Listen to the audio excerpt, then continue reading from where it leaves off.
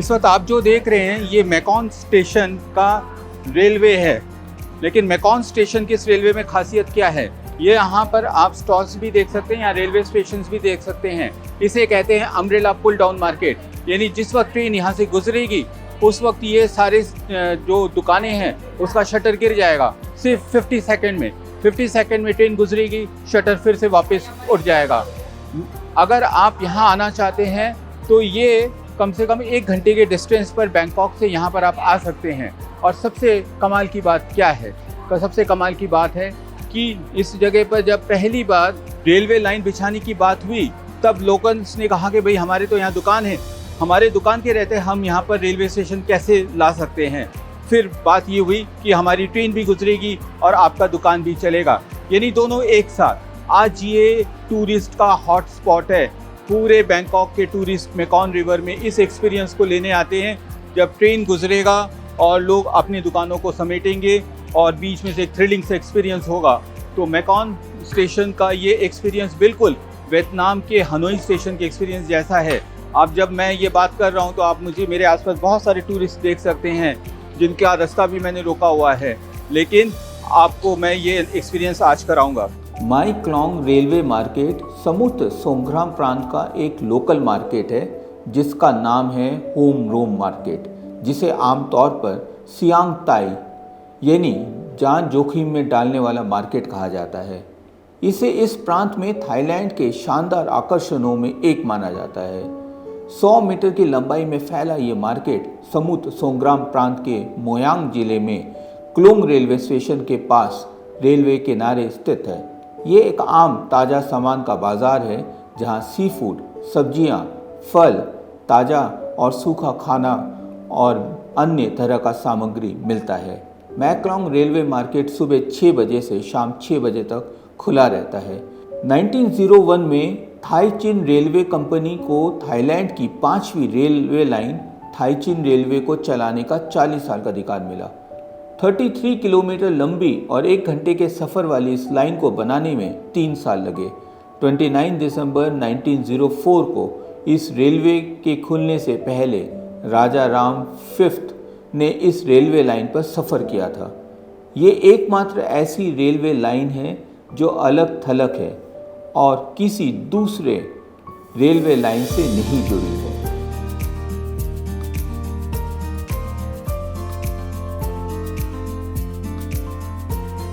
मेरे पीछे आप देख रहे हैं एम्फावा फ्लोटिंग मार्केट। एम्फावा फ्लोटिंग मार्केट जो है वो बैंकॉक से 90 मिनट के दूरी पर स्थित है। एम्फावा फ्लोटिंग मार्केट जो है कभी रूरल विलेज जो गांव हैं उनके इकनॉमी का मेन रीज़न हुआ करता था। इस तरह के फ्लोटिंग मार्केट के माध्यम से गांव की इकनॉमी चलती थी। और ये जो रिवर है, इसी रिवर के आसपास इनका सारा का सारा बिजनेस हुआ करता था। आज जब हम थाईलैंड के प्रसिद्ध फ्लोटिंग मार्केट को देखते हैं तो हमें ये केवल एक पर्यटन स्थल दिखाई देता है, लेकिन इसकी कहानी कहीं अधिक गहरी है। ये कहानी है नदियों, नहरों, नावों, व्यापार और उस जीवन शैली की जिसने सदियों तक थाईलैंड को आकार दिया। थाईलैंड के मध्य क्षेत्र में चाओ फ्राई, माई क्लोंग, ताचिन और बैंग पांगकोन जैसी नदियाँ बहती है। इन नदियों से निकली नहरें दूर दूर तक फैले धान के खेतों तक पहुँचाती थी। उस समय नदियाँ केवल पानी का स्रोत नहीं थी, बल्कि भोजन, मछली, यात्रा और व्यापार का मुख्य आधार भी था। लोगों के घरों में नावें होती थी और इन्हीं नावों से वो एक स्थान से दूसरे स्थान तक आते जाते रहते थे। यही नावें व्यापार का भी आगे चलकर प्रमुख साधन बन गई। इसी नदी संस्कृति के बीच विकसित हुआ एम्फावा, जो समुद्र सोंगग्राम प्रांत का एक छोटा लेकिन बेहद महत्वपूर्ण समुदाय था। ये माई क्लोंग नदी की एक बड़ी नहर के किनारे बसा हुआ था और लगभग 330 नहरों के नेटवर्क से जुड़ा था। कभी इसे पूर्व का वेनिस भी कहा जाता था। एक समय ऐसा था जब एम्फावा क्षेत्रीय व्यापार का एक बहुत बड़ा केंद्र हुआ करता था। व्यापारी दूर दूर से नावों और स्टीम शिप के माध्यम से यहाँ आते थे। नदी और नहरें ही सड़कें थी और फ्लोटिंग मार्केट ही उस समय के व्यापारिक केंद्र थे। लेकिन समय बदला। 1961 में थाईलैंड की पहली राष्ट्रीय आर्थिक विकास योजना के तहत बड़े पैमाने पर सड़क नेटवर्क का निर्माण शुरू हुआ। जैसे जैसे सड़कें बनी, लोगों की निर्भरता जल मार्गों पर कम होने लगी। धीरे धीरे जमीन पर बने बाजार लोकप्रिय हो गए और फ्लोटिंग मार्केट का महत्व कम होने लगा। लगभग 30 से 40 वर्षों के भीतर एम्फावा का प्रसिद्ध फ्लोटिंग मार्केट लगभग समाप्त हो गया। युवा रोजगार और शिक्षा के लिए शहरों की ओर चले गए। जो समुदाय कभी व्यापार और गतिविधियों से भरा रहता था, वहाँ धीरे धीरे बुजुर्गों और बच्चों की एक शांत बस्ती बन के रह गया। वर्ष 2003 तक स्थिति इतनी खराब हो चुकी थी कि पूरे क्षेत्र में केवल कुछ सब्जी विक्रेता और एक मांस की दुकान ही बची थी। ऐसे लगने लगा कि ये ऐतिहासिक शहर धीरे धीरे समाप्त हो जाएगा। लेकिन यहीं से एम्फावा की कहानी एक नया मोड़ लेती है। स्थानीय प्रशासन, सरकारी संस्थाओं, बैंक की यूनिवर्सिटी और चैम्पाना फाउंडेशन ने मिलकर इस क्षेत्र को बचाने की योजना बनाई। डेनमार्क सरकार ने भी इस परियोजना को आर्थिक सहायता दी। वर्ष 2001 में संरक्षण और पुनर्विकास का काम शुरू हुआ। नहर के किनारे बने पुराने लकड़ी के घरों का पुनर्निर्माण किया गया। कई जर्जर इमारतों को फिर से जीवित किया गया। लेकिन सबसे महत्वपूर्ण बात यही थी कि विकास करते समय इस क्षेत्र की ऐतिहासिक पहचान को बचाए रखने की कोशिश की गई। यही कारण है कि आज भी एम्फावा में आपको पुराने लकड़ी के घर, पारंपरिक वास्तुशला और नहरों के किनारे बसी पुरानी जीवन शैली की झलक देखने को मिलती है। थाईलैंड के बारे में और स्पेशली बैंकॉक के बारे में कि यहाँ पर ज़्यादातर टूरिज़्म जो है वो वीकेंड्स टूरिज़्म है। यानी आप फ्राइडे, सैटरडे और संडे को अगर आप हैं तो आपको यहाँ पर टूरिज़्म मिलेगा। जैसे अब मैं आया हूँ ट्यूसडे को, तो ट्यूसडे को ये पूरा मार्केट बंद है। यहाँ पर आपको देखने के लिए कुछ नहीं मिलेगा। ऐसे ही अगर आप चाटुचाक मार्केट अगर सैटरडे और संडे को जाते हैं तो देखने को बहुत कुछ मिलेगा, वरना कुछ नहीं मिलेगा। ऐसे ही अगर यहाँ पर म्यूज़ियम विज़िट करना चाहेंगे, स्पेशली नेशनल म्यूज़ियम, तो वो आपको जो है मंडे और ट्यूसडे को बंद मिलेगा। तो थाईलैंड में अगर आप आते हैं और स्पेशली बैंकॉक में आते हैं या बैंकॉक के आसपास अगर आप घूमने की प्लानिंग कर रहे हैं तो टाइमिंग का बहुत ध्यान रखिएगा, क्योंकि यहाँ पर चीज़ें सातों दिन नहीं खुलता है। जैसे आप म्यूज़ियम के लिए सोचेंगे और मंडे ट्यूसडे को इसी आप बैंकॉक में हैं तो आपको म्यूज़ियम देखने को नहीं मिलेगा। आप सोचेंगे कि मैं एम्फावा फ्लोटिंग मार्केट या फिर यहाँ का चाटुचाक मार्केट विज़िट करूँ, तो अगर आप वीकडेज़ में हैं तो फिर वहाँ पर आपको कुछ नहीं मिलेगा।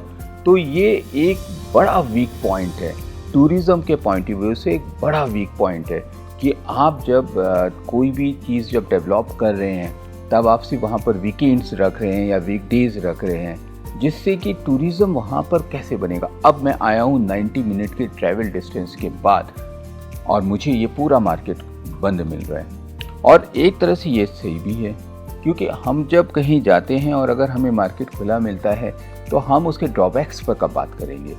आज जब मुझे यहाँ पर ये मार्केट बंद मिल रहा है तो मैं इसके ड्रॉबैक्स पर बात कर पा रहा हूँ। मैं आपको ये बता पा रहा हूँ कि यहाँ पर ज़्यादातर चीज़ें वीकेंड्स को अवेलेबल है, वीकडेज़ को नहीं। तो आज के दिन मैं यहाँ पर हूँ क्योंकि मुझे पता था कि म्यूज़ियम बंद है, तो चलो फ्लोटिंग मार्केट देख लेते हैं। तो फ्लोटिंग मार्केट भी बंद है, म्यूज़ियम भी बंद है। अब मुझे नहीं पता कि थाईलैंड की जो इकनॉमी है, वो जो टूरिज़्म पर चल रही है, वो टूरिज़्म की इकनॉमी में इस तरह के ड्रॉबैक्स क्यों हैं। या तो फिर विलेजर्स ही जो है 3 दिन से ज़्यादा मार्केट ओपन करना नहीं चाहते हैं। और मैं आपको एक और चीज़ बता दूं, एम्फावा जो फ्लोटिंग मार्केट है ये मेन टूरिज़्म नहीं है, यानी गवर्नमेंट ऑफ थाईलैंड इसे टूरिज़्म में प्रमोट नहीं करती है, लेकिन इंडिपेंडेंट टूरिज़्म यहाँ पर अपने आप डेवलप हो रहा है या फिर टूरिस्ट अपने आप आ रहे हैं, जैसे मैं आ गया हूँ।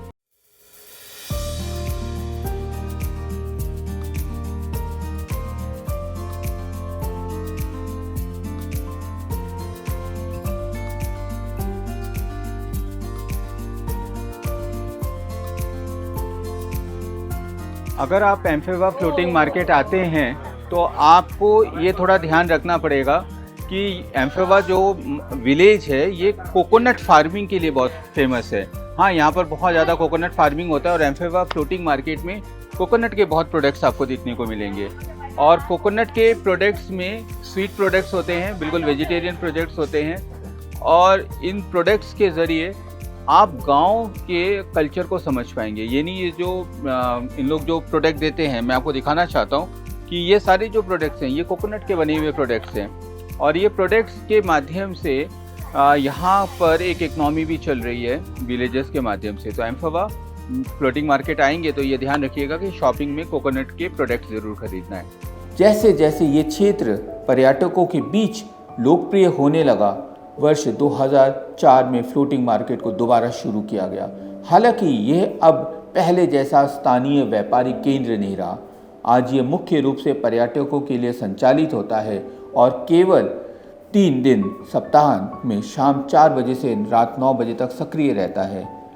सप्ताहांत के दौरान यहाँ एक बड़ा सड़क बाज़ार भी लगता है और जहाँ आसपास के गांव और कस्बों के लोग अपने उत्पाद बेचने आते हैं। कई पुराने घरों को होम स्टे और गेस्ट हाउस में बदल दिया गया। इसमें स्थानीय लोगों को रोजगार मिला और शहर की अर्थव्यवस्था फिर से जीवित हो गई। एम्फावा के संरक्षण और पुनर्जीवन के प्रयासों को अंतर्राष्ट्रीय स्तर पर भी सराहा गया।